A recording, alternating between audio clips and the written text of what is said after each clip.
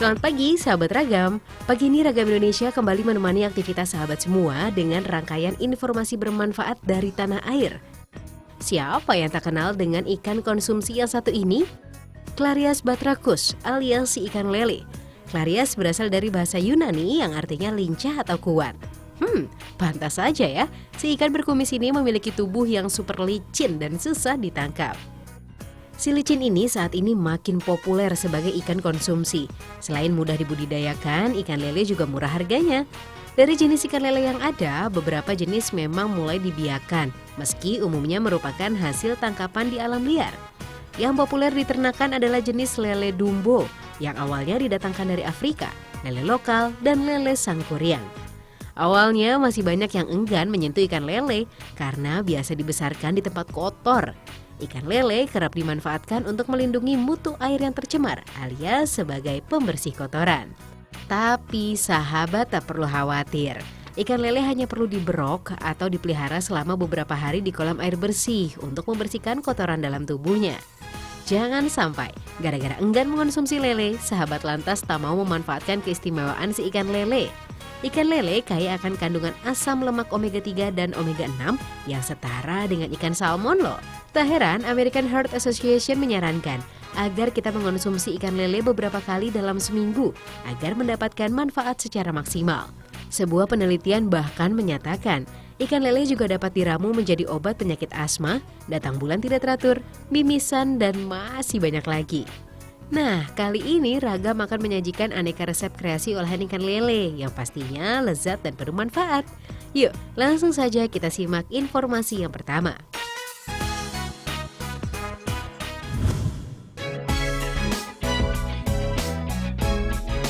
Setelah menyantap yang segar-segar dan berkuah, Ragam akan mengajak sahabat untuk mencicipi hidangan khas Palembang berikut ini.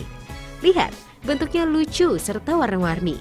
Ada pempek berbentuk love, kelinci, pohon cemara. Dijamin anak-anak pasti suka.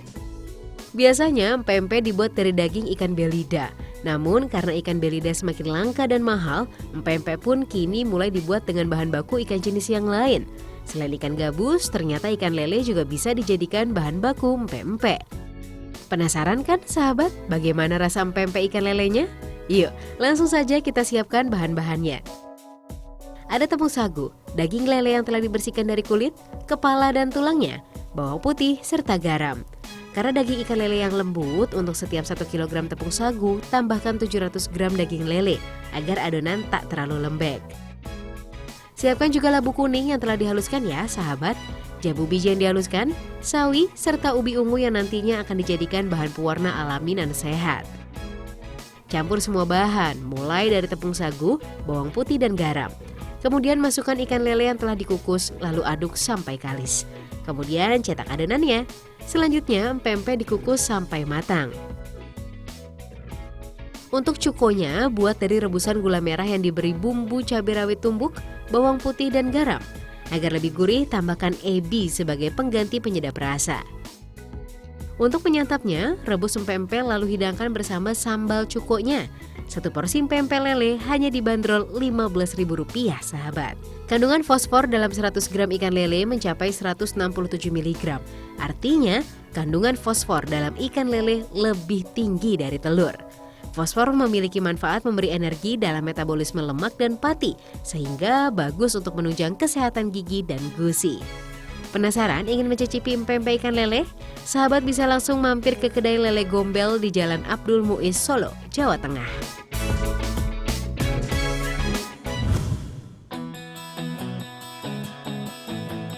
Pentingnya menjaga kesehatan jantung dan tekanan darah saat ini sudah begitu disadari masyarakat. Tahukah sahabat, ternyata kandungan kalium dan natrium pada ikan lele tergolong tinggi, bahkan mencapai 24,5:1. Artinya, ikan lele mampu menjaga kardio dan pembuluh darah kita sahabat, dan masuk sebagai makanan yang baik untuk kesehatan jantung. Banyaknya manfaat dalam daging ikan lele membuat staf dan mahasiswa Siva Center, Institut Pertanian Bogor mengolah ikan lele menjadi tepung agar dapat dimanfaatkan menjadi berbagai olahan. Yuk, belajar bersama Pak Nur membuat tepung ikan lelenya. Sebelum diolah, ikan lele difile dan dipisah-pisahkan dulu antara daging, kepala dan tulang, juga kulitnya. Eits, jangan khawatir, tidak ada bahan yang akan terbuang karena tulang dan duri ikan lele nantinya juga akan diolah menjadi tepung. Sementara kulit lele akan diolah menjadi bahan baku kerupuk dan minyak ikan. Presto semua bahan menggunakan alat yang disebut otopet ini ya sahabat, selama 1 jam lamanya. Jangan lupa pisahkan dulu bagian kulitnya ya sahabat.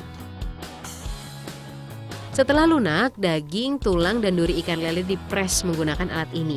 Putar-putar alat hingga minyak dan airnya keluar semua ya. Kemudian keringkan hingga daging, tulang, dan duri ikan lele berubah mirip kapas seperti ini. Selanjutnya masukkan lagi daging, kepala, dan duri ikan lele ke mesin yang akan mengubahnya menjadi tepung siap olah. Formula pembuatan tepung menjadi biskuit lele dikembangkan oleh para staf dan mahasiswa Departemen Gizi Masyarakat Fakultas Ekologi Manusia.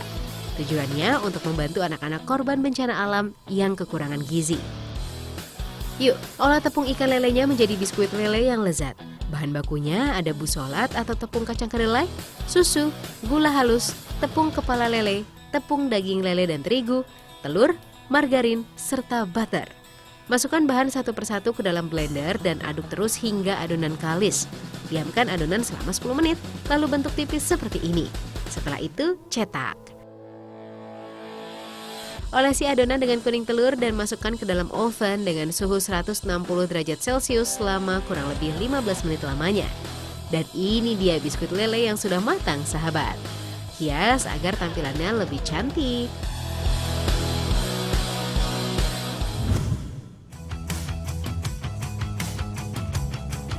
Siapa yang tak kenal dengan tanaman yang satu ini? Teksturnya yang kenyal, renyah dan gurih sangat menggugah selera. Yap, jamur. Tubuh buah tebal dan lunak yang masuk dalam kelompok anggota fungi ini biasanya muncul di permukaan tanah atau substrat tumbuhnya. Bentuk umumnya menyerupai payung dan ada juga yang seperti piringan. Tak heran jika kini banyak yang membudidayakannya dan menjadikan jamur sebagai pengganti daging bagi para vegetarian karena kaya akan kandungan seratnya. Selama ribuan tahun, jamur juga telah dimanfaatkan sebagai pengobatan loh sahabat. Sebuah penelitian menyatakan bahwa jamur dapat meningkatkan produksi dan aktivitas sel-sel darah putih dan baik melawan infeksi dalam tubuh kita. Nah, informasi berikut ini berbagai olahan yang menggunakan jamur sebagai bahan utamanya. Ini dia liputannya.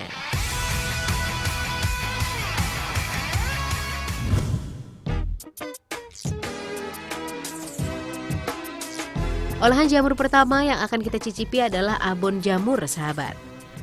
Cocok nih buat bekal lauk saat berpergian. Pilihan rasanya juga banyak, ada rasa pedas, balado, keju barbecue, hingga jagung pedas.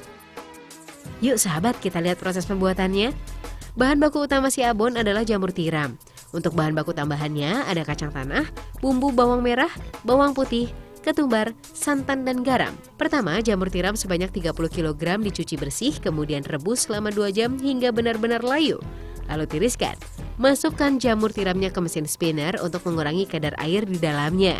Selanjutnya baru deh giling jamur tiramnya hingga halus seperti bubur. Tahap berikutnya siapkan air panas untuk merebus kacang tanahnya.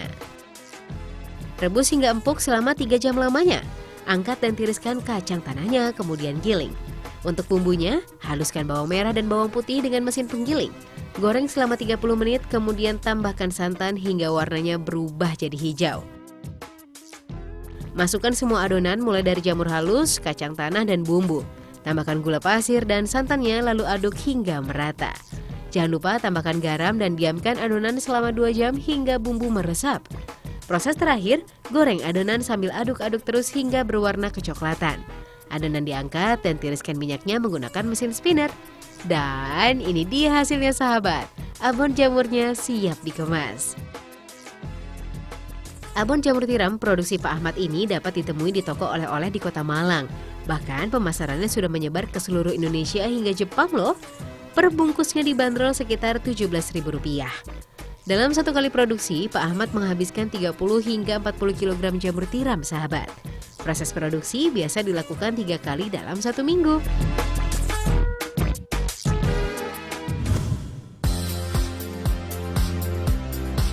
Jamur tiram memang menjadi bahan favorit untuk diolah menjadi aneka kuliner lezat. Buat sahabat yang menghindari daging merah tapi pengen icip-icip rendang, ada penggantinya nih, rendang jamur tiram. Rendang jamur tiram ini diproduksi oleh kelompok UKM Desa Padamulya, Kecamatan Pasirwangi, Kabupaten Garut sejak tahun 2012. Diberi nama Renjati karena kependekan dari rendang jamur tiram. Pemilihan jamur tiram sebagai bahan baku karena kandungan nutrisi jamur tiram dan seratnya yang lebih tinggi dibandingkan dengan jenis jamur lain. Mulai dari kandungan protein, lemak, fosfor, besi, tiamin, dan riboflavin. Jamur tiram juga mengandung 18 macam asam amino yang dibutuhkan oleh tubuh dan tidak ada kandungan kolesterolnya loh sahabat. Untuk proses produksi, pilih jamur tiram yang sudah lebar. Kemudian petik dan pisahkan antara tangkai dan dahannya. Cuci bersih dan goreng jamur tiramnya hingga kering. Kemudian barulah masukkan bumbu rendangnya sahabat. Terdiri dari bawang merah, bawang putih, jahe, cabai giling, merica, lengkuas, dan serai. Ungkap jamur tiram dan tuangkan santan. Aduk-aduk perlahan dan masak hingga bumbu rendang mengering. Setelah matang, untuk mengurangi kadar minyak yang banyak, tiriskan rendang dengan mesin spinner. Rendang jamur tiram pun siap dikemas. Renjati tersedia dalam 2 kemasan yang terdiri dari kemasan kecil dengan berat 80 gram dan kemasan besar 250 gram. Untuk menjaga kualitas, kapasitas produksi per hari juga masih dibatasi, sekitar 70 kemasan kecil dan 30 kemasan besar setiap harinya. Produksi Renjati akan ditingkatkan hingga 2 kali lipat setiap memasuki masa hari libur tiba.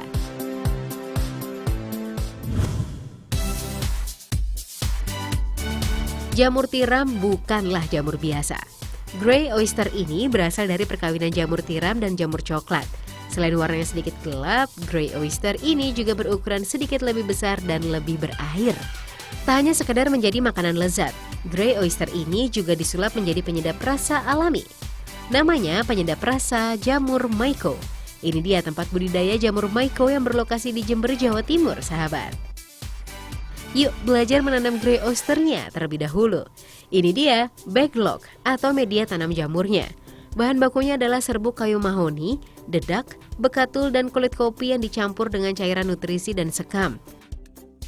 Sebelum mulai ditanam, backlog disterilkan selama 8 jam untuk menghilangkan kuman dan bibit-bibit jamur liar.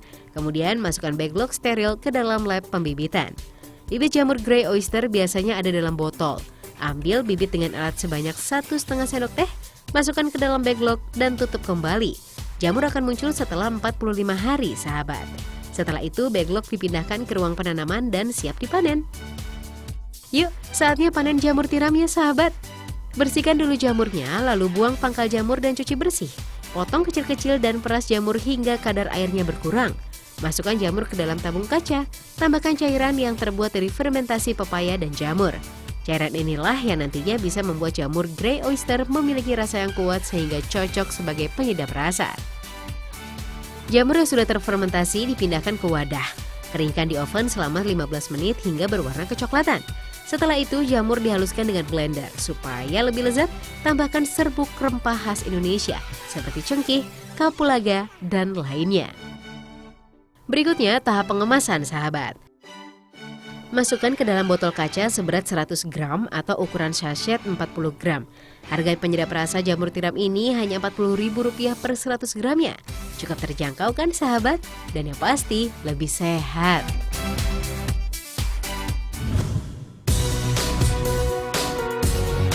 Terima kasih sahabat masih setia menyimak aneka informasi dalam Ragam Indonesia.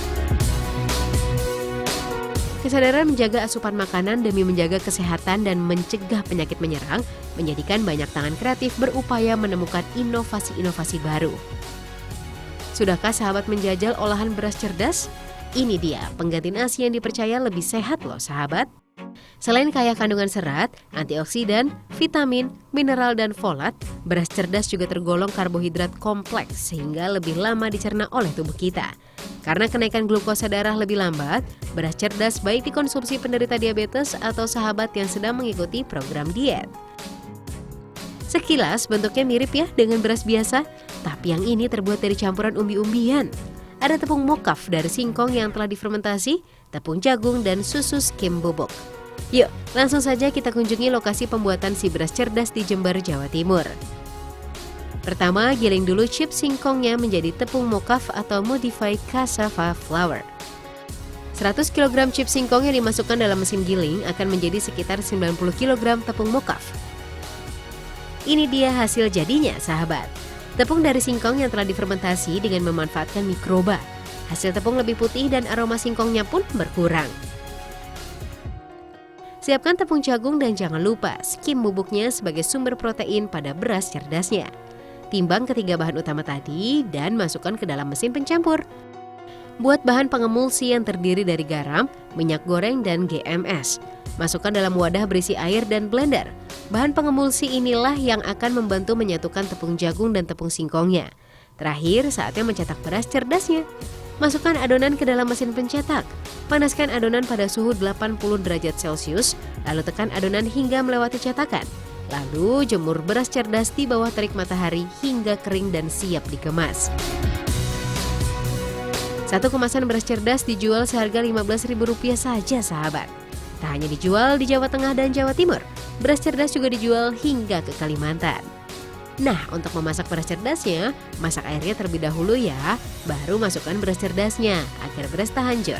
Selamat mencoba!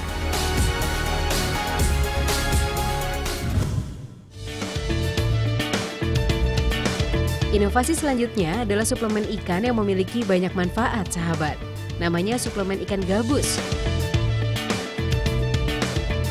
Ikan gabus selama ini dikenal memiliki kandungan albumin yang tinggi. Ikan bernama latin Channa striata ini mudah ditemukan di perairan Indonesia seperti rawa, sungai, danau, atau perairan yang memiliki arus tenang. Albumin bagus untuk mempercepat penyembuhan luka dan baik dikonsumsi bagi sahabat yang tengah dalam masa penyembuhan. Hebatnya lagi, albumin juga berperan penting loh untuk mengikat obat-obatan yang tak mudah larut dalam darah. Penasaran seperti apa bentuknya? Ini dia sahabat, kapsul ikan gabusnya. Untuk membuat kapsul ikan gabus caranya sangat mudah. Cuci bersih ikan gabusnya dan bersihkan sisik yang menempel pada seluruh tubuh ikan. Bersihkan juga bagian dalam dan insangnya ya sahabat. Potong-potong ikan dan kukus dengan tambahan air dan rempah-rempah seperti daun pandan, daun jeruk, daun sereh, jahe, dan kayu manis yang berfungsi untuk menghilangkan bau amis. Kukus daging ikan gabusnya dengan api kecil, lalu diamkan selama kurang lebih 45 menit. Pisahkan tulang dari daging ikannya, lalu remas daging ikannya. Jika dagingnya sudah siap, keringkan dengan oven bersuhu 60 derajat Celcius selama 24 jam. Wih, lama sekali ya sahabat. Jika sudah kering, langsung campur minyak dan daging ikannya. Aduk rata dan oven 1 kali 24 jam lagi. Hasil pengeringan kedua kali ini lalu di blender alias sampai halus. Saring hingga butiran yang didapat halus sempurna. Masukkan serbuk ikan gabus ke dalam kapsul dan kemas dalam botol transparan. Satu botol berisi 50 kapsul dengan harga per botol Rp100.000. Dari 1 kg ikan gabus bisa diolah dan menghasilkan 8 botol kapsul ikan gabus. Sahabat, dalam ilmu kedokteran, albumin digunakan untuk mempercepat pemulihan jaringan sel tubuh yang terbelah atau rusak. Selain bermanfaat untuk mempercepat proses penyembuhan luka luar dan luka dalam, albumin juga membantu proses penyembuhan penyakit hepatitis, TBC, infeksi paru-paru, dan masih banyak lagi.